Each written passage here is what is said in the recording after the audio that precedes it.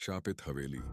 नमस्कार दोस्तों, आप देख रहे हैं हॉरर मिस्टर एक्स, जहां हम आपके लिए लाते हैं सच्ची घटनाओं से प्रेरित डरावनी और रहस्यमयी कहानियां। तो तैयार हो जाइए एक और खौफनाक सफर पर जाने के लिए। अगर आप हमारे चैनल पर नए हैं तो चैनल को सब्सक्राइब करें और घंटी दबाएं ताकि अगली डरावनी कहानी सबसे पहले आप तक पहुंचे। कहानी शुरू होती है। साल था 1925।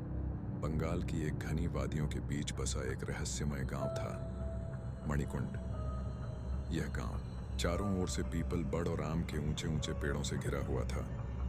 गांव इतना शांत और सुंदर था कि यहाँ वक्त भी जैसे थम सा जाता। इसी गांव के बाहर एक वीरान और पुरानी हवेली थी, जिसे लोग नीलकंठ हवेली के नाम से जानते थे। कभी ये हवेली गांव के सबसे रईस जमींदार रघुनाथ चौधरी की थी, जो अचानक एक रात अपने पूरे परिवार के साथ रहस्यमय हालातों में गायब हो गया था। इसके बाद से ये हवेली वीरान पड़ी थी। 100 साल बाद एक दिन कोलकाता से एक परिवार यहाँ रहने आया। परिवार में थे प्रोफेसर अजय सेनगुप्ता, उनकी पत्नी शारदा और 8 साल का मासूम बेटा आदि। यह परिवार रघुनाथ चौधरी की ही संतानें थीं, जो अपने पुश्तैनी घर को फिर से आबाद करने आए थे। गांव के बुजुर्गों ने इस परिवार का बड़ा स्वागत किया, क्योंकि चौधरी खानदान का नाम आज भी गांव वालों की जुबान पर जिंदा था। शुरुआत में सब कुछ सामान्य था। परिवार हवेली में रहने लगा। हवेली की दीवारों पर अब भी पुरानी जमी हुई धूल, दीमक लगे फर्नीचर और टूटे फूटे झूमर थे। लेकिन अजय सेनगुप्ता को इन सब से कोई फर्क नहीं पड़ा।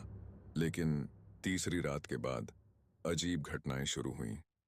रात के समय हवेली के खाली कमरों से घंटियों की आवाजें, कानों में फुसफुसाहट और किसी बच्चे के रोने की हल्की आवाजें आने लगीं। एक सुबह उनके बेटे आदि की तबीयत अचानक बिगड़ने लगी। उसके शरीर पर नीले निशान उभरने लगे, चेहरा जैसे स्याह पड़ता जा रहा था। डॉक्टरों ने कहा यह साधारण बुखार है, लेकिन शारदा ने महसूस किया कि आधी रात में सोते सोते किसी से बातें करता है, जैसे कोई अदृश्य शख्स उसे पुकार रहा हो।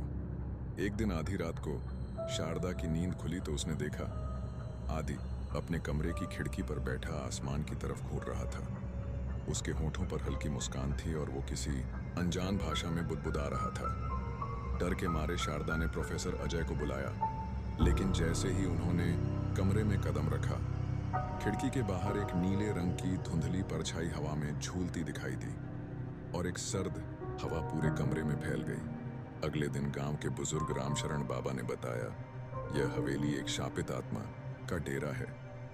चौधरी खानदान पर एक प्राचीन तांत्रिक ने श्राप दिया था, जिसकी वजह से इस हवेली में जो भी बच्चा रहता है वह धीरे धीरे उसी आत्मा का हिस्सा बन जाता है। अब अजय सेनगुप्ता के पास वक्त बहुत कम था। उन्हें आदि को बचाने के लिए उस आत्मा का सच जानना था। जब आदि की हालत बिगड़ती गई तो अजय सेनगुप्ता ने गांव के डॉक्टर को आनन फानन में बुलवाया। डॉक्टर ने आदि की नब्ज टटोली, शरीर का तापमान जांचा, लेकिन उसे कुछ समझ नहीं आया। उसने कहा, यह कोई साधारण बीमारी नहीं है, इसे तुरंत शहर के अस्पताल ले जाइए।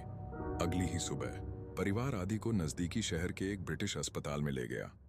वहां तमाम जांचें हुईं, खून की जांच, एक्सरे और न जाने क्या क्या, लेकिन रिपोर्ट्स में सब कुछ सामान्य आया।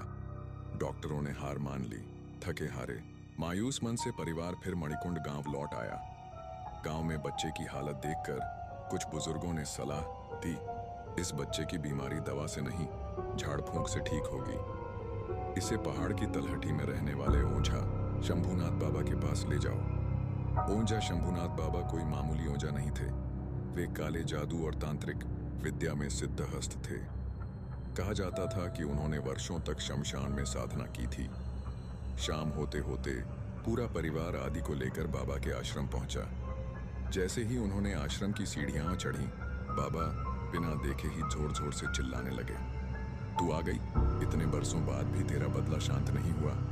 क्यों आई है मेरे दरवाजे पर? सभी लोग दहशत में आ गए। बच्चे के माँ बाप हैरान थे कि बाबा को यह सब कैसे पता चला, जबकि उन्होंने अभी तक मुंह से एक शब्द भी नहीं कहा था। बाबा ने केवल आदि को अपने पास बुलाया। बच्चे का चेहरा अब पूरी तरह नीला पड़ चुका था, आंखें जलते अंगारे जैसी लाल और शरीर से एक अजीब ठंडी हवा निकल रही थी। बाबा ने एक मुट्ठी राख उठाई और जोर से बच्चे के ऊपर फेंकी।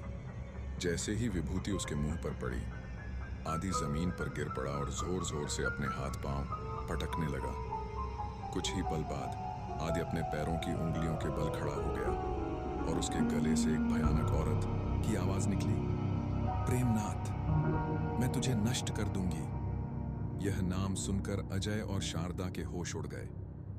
प्रेमनाथ कोई और नहीं बल्कि अजय सेनगुप्ता के दादा का असली नाम था। ओझा शंभुनाथ बाबा ने मंत्रों का उच्चारण शुरू किया और उस आत्मा को काबू में लिया। फिर उन्होंने सभी गांव वालों को सच्चाई बताई। 70 साल पहले इसी हवेली में एक स्त्री सावित्री चोरी के झूठे आरोप में जिंदा जला दी गई थी। वो गर्भवती थी। आग में उसके साथ उसका अजन्मा बच्चा भी जल गया। उसे जिंदा जलाने वाला कोई और नहीं बल्कि आदि के दादा प्रेमनाथ चौधरी ही थे। आज वो चुड़ैल अपना बदला लेने लौट आई हैं और इस मासूम बच्चे के जरिए अपने दर्द का हिसाब पूरा करना चाहती है। ये सुनते ही आदि के माता पिता बाबा के सामने गिरकर अपने बेटे की जान की भीख मांगने लगे। बाबा ने गौर तपस्या से अर्जित शक्ति और मंत्रों से आत्मा को बांधकर एक ताबीज में कैद कर दिया। आदि धीरे धीरे सामान्य होने लगा। सभी को लगा अब सब कुछ ठीक हो गया है, लेकिन बाबा ने जाते जाते एक डरावनी बात कही, यह तो महज शुरुआत है। हवेली के पाप इतने पुराने हैं कि यह शाप इतनी आसानी से खत्म नहीं होगा। क्या वाकई सब कुछ ठीक हो गया था या उस आत्मा ने बदला अभी अधूरा छोड़ा है? जानने के लिए इंतजार कीजिए शापित हवेली का रहस्य पार्ट 3 का। अगर आप इसके अगले भाग का इंतजार कर रहे हैं तो कमेंट में लिखिए शापित हवेली पार्ट 3।